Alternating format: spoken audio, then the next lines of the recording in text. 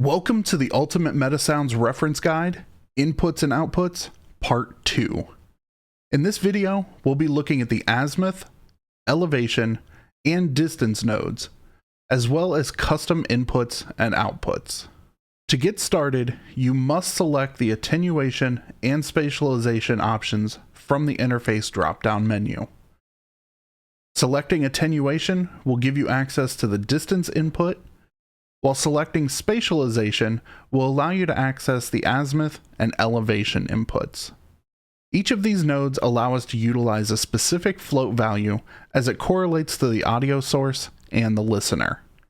How we use this information is entirely up to us. The distance node allows us to use distance between the listener and the audio source. For example, this can be used to automatically adjust the gain of an audio source based on how close or how far away we are from it.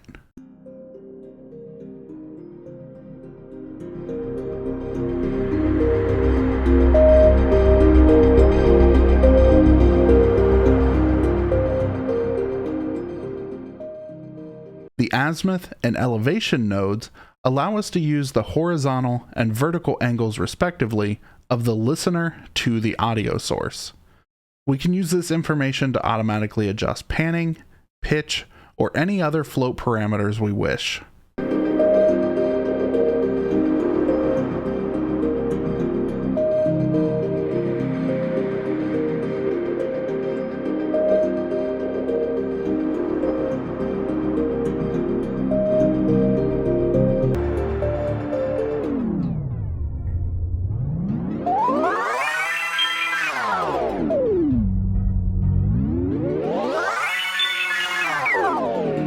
Lastly, we also have the ability to create all sorts of custom inputs and outputs.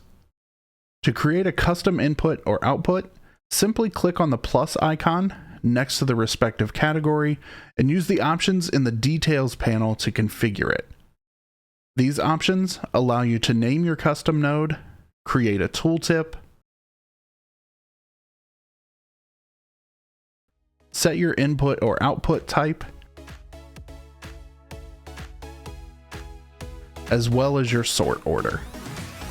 To see the full list of videos in this reference guide, click the link to the playlist in the description below.